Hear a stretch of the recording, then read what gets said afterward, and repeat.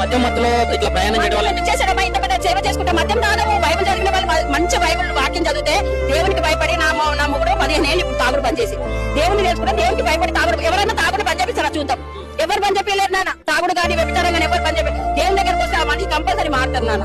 దేవుడు అంత గొప్ప దేవుడు. ఎవరి వాళ్ళు తెలుసుకొని వచ్చిన వాళ్ళే కానీ ఎవరు మత మార్పిడి చేయడు. అంతే. నేను కూడా సొంతంగా వచ్చింది నాన్న. నేను కూడా హిందూస్.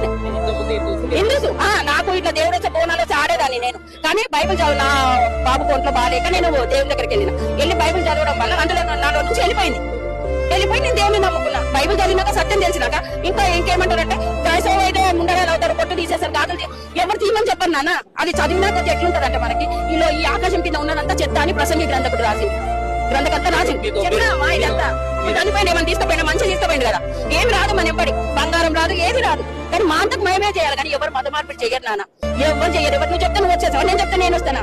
ఎవరు రారు. అది బైబిల్ కరెక్ట్ గా చదివిన వాళ్ళు మాత్రం దేవుడు ఉన్నాడు, నిజమైన దేవుడు ఆయననే అని చెప్పి వెళ్తాను. అంతేగాని మత మార్పిడి కాదని ఇది ఒక మార్గం అంతే. క్రైస్తవం అంటే మతం కాదు. ఈ కులాలు మతాలు మనం చేసుకునే నాన్న.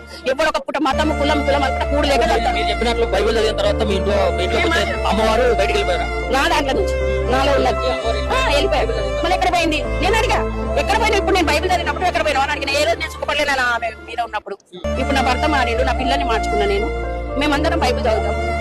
మేము ఎవరిని ఏమన్నానా మా బాధ దేవుడికే చెప్పుకుంటాం. దేవుడి యుద్ధం ఇవ్వాలి. ఎవరిని చంపిన మొత్తం క్రైస్తవుని కూడా చావడానికి సిద్ధమవుతాం. నా బైబిల్ కరెక్ట్ బైబిల్ చదివి దేవుడిలో ఉన్న వాళ్ళు కరెక్ట్ చావడానికి కూడా సిద్ధమవుతాం. నన్ను తప్పమనండి, నేను ఓన్లీ విశ్వాసిని. నాతో ఎవరికి పని లేదు.